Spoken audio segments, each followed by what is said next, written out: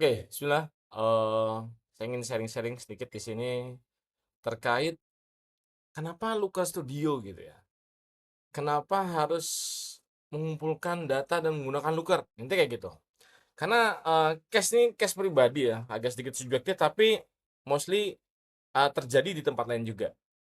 Sering kali terjadi, tapi bisa jadi ada yang sudah berbeda. Tapi ini menjadi solusi dari saya pribadi dan ini menjadi arahan yang better lah untuk nanti mengelola eh, report-report di lapangan. Nah, yang terjadi gimana? Karena gini ya, tim CS kita punya spreadsheet sendiri gitu ya.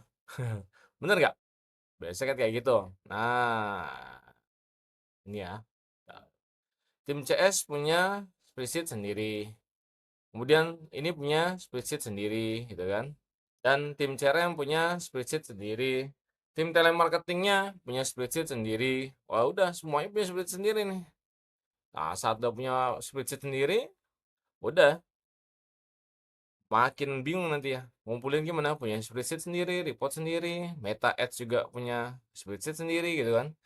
Google Ads, TikTok Ads, Snack, Organic Traffic punya spreadsheet sendiri. Bayangin, sekian anggap aja nih ada 5, anggap aja teman-teman punya lebih 5 dari divisi lah, atau 5 divisi aja, atau hanya 2 simpelnya. Biasanya punya yang iklan, advertiser, CS, habis itu yang bagian nanti reporting keuangan misalkan. Ada 3 udah. Nah, gimana menyatukan semuanya? Atau beda-beda CS, atau beda-beda advertiser. Gimana menentukan performanya? Yang menjadi terjadi adalah biasanya satu spreadsheet bulan misalkan Agustus gitu ya. Di sini ada CSA, CSB, CSC. Nanti September spreadsheet berbeda gitu ya. CSA, CSB, CSC. Nah, tiba-tiba kita mau analisa. Nah, jadi isunya adalah gitu ya. Di tempat saya pribadi gitu. Nah, isunya adalah semakin banyak divisi, semakin banyak spreadsheet. Benar ya? Terjadi nggak? Ya, hampir terjadi biasa seperti itu. Semakin banyak divisi, semakin banyak spreadsheet. Belum lagi satu divisi banyak tim terbagi-bagi, gitu ya. Makin banyak file lagi spreadsheet yang tadi saya bilang. Kebingungan menyatukan dan menemukan tim yang saling berhubungan.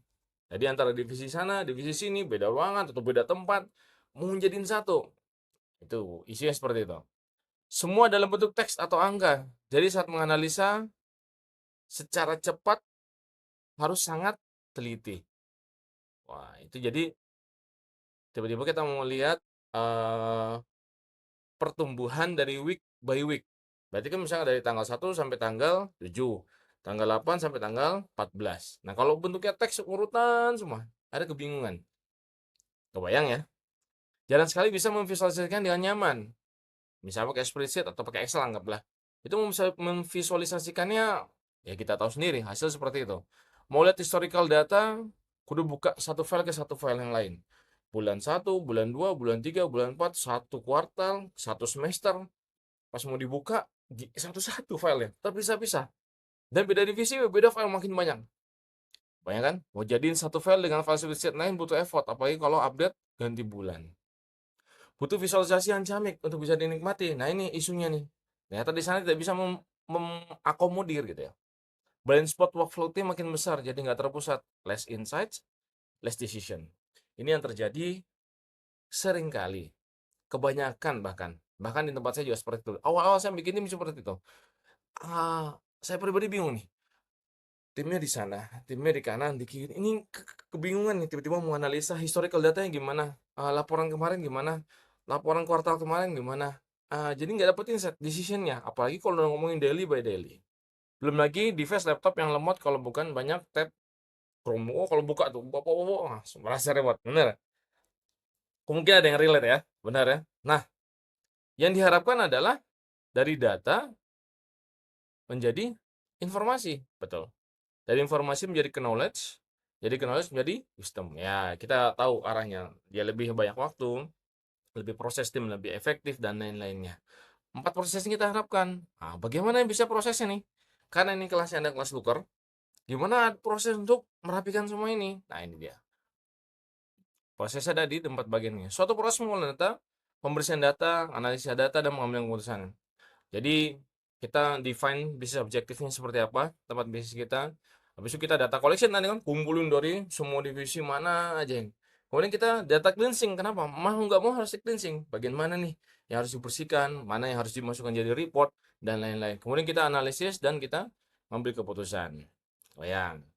Nah, di sini saya nunjukin salah satu dummy ya, sebagai contoh. Karena beberapa data itu adalah kredensial. Saya nggak bisa menunjukkan karena semuanya hampir yang dashboard-dashboard yang lain itu real semua ya. Kita juga dapat data yang mau hide-hide malah lagi kebanyakan. Hasil kita ada dummy ya.